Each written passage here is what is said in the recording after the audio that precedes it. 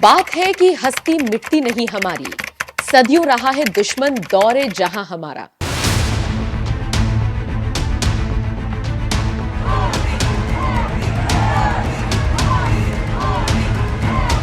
नमस्कार, स्वागत है आप सभी का। आप देख रहे हैं एनएमएफ न्यूज। आपके साथ मैं हूं नम्रता चौधरी। विदेशी धरती पर सनातन की गूंज, रेड कारपेट वेलकम, स्वागत में उमड़े लोग, भारतीय संस्कृति की झलक। कुवैत पहुंचे पीएम मोदी का कुछ इसी अंदाज में स्वागत हुआ। 43 साल में किसी भारतीय प्रधानमंत्री की यह पहली कुवैत यात्रा थी। एयरपोर्ट से होटल पहुंचते ही वहां मोदी मोदी के नारे लगने लगे। वहां मौजूद भारतीयों के साथ साथ कुवैत वासियों ने भी दिल खोलकर प्रधानमंत्री मोदी का स्वागत किया। इस यात्रा में पीएम मोदी को सबसे बड़ा तोहफा मिला कुवैत के अब्दुल्ला बैरन और अब्दुल्ला लतीफ अल नसेफ की ओर से, जिन्होंने भारतीय धर्म ग्रंथ रामायण और महाभारत का अरबी में अनुवाद किया। दोनों ने पीएम मोदी को रामायण महाभारत का अरेबिक संस्करण गिफ्ट किया। पीएम मोदी भी अब्दुल्ला बैरन और अब्दुल्ला लतीफ के फैन हो गए और उनसे कहा, you have done great.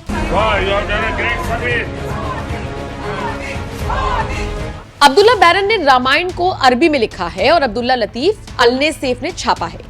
PM ने दोनों से मुलाकात के दौरान इस शानदार काम के लिए बधाई दी। साथ ही साथ उनकी किताब पर सिग्नेचर करके उनका हौसला भी बढ़ाया। सिग्नेचर के साथ साथ पीएम ने जय श्री राम भी लिखा। इससे पहले मन की बात कार्यक्रम में पीएम मोदी ने अब्दुल्ला बैरन और लतीफ का जिक्र किया था। पीएम से मुलाकात के बाद दोनों ग्रंथों के पब्लिशर अब्दुल लतीफ अल नसेफ ने भी खुशी जताई। I'm so glad, and Mr. Modi is glad about this, and I'm glad. I'm very it's my honor, especially it's very tired. This book, it's 2 years, not something easy, and I'm so proud. I'm so proud, and I hope that the people Arab is see what I see, in the book. It's very important too, the Ramayana or Mahabharata. Yeah. Ramayan Mahabharat के अरबी अनुवाद में लगे 3 साल। अब्दुल्ला बैरन और लतीफ अल नसेफ से मुलाकात के दौरान पीएम ने उनसे पूछा कि अनुवाद में आपको कितना वक्त लगा। इस पर दोनों ने पीएम मोदी को बताया कि करीब 2 साल 8 महीने उन्हें इन दोनों के ट्रांसलेशन और पब्लिश करने में लगे। दोनों अभी तक दुनिया भर के 30 से ज्यादा किताबों का और महाकाव्यों का अरबी अनुवाद कर चुके हैं। पीएम मोदी का कुवैत में 2 दिन का दौरा है। यहां वो कुवैत के अमीर शेख मेशल अल अहमद अल जबर अल सबा के निमंत्रण पर पहुंचे। पीएम मोदी से पहले 1981 में प्रधानमंत्री रहते हुए इंदिरा गांधी ने कुवैत का दौरा किया था। पीएम ने कहा, कुवैत में भारतीयता के रंग। कुवैत में अपने संबोधन में पीएम मोदी ने कहा कि लोग पीढ़ियों से कुवैत में रह रहे हैं। हर साल यहां रहने वाले भारतीयों की संख्या बढ़ती जा रही है। आपने कुवैत के समाज में भारतीयता का तड़का लगाया। कुवैत के कैनवास पर भारतीय हुनर का रंग भरा है। यहां भारत के टैलेंट, टेक्नोलॉजी और ट्रेडिशन का मसाला मिक्स है। साथियों, भारत और कुवैत का रिश्ता सभ्यताओं का है, सागर का है, स्नेह का है, व्यापार कारोबार का है।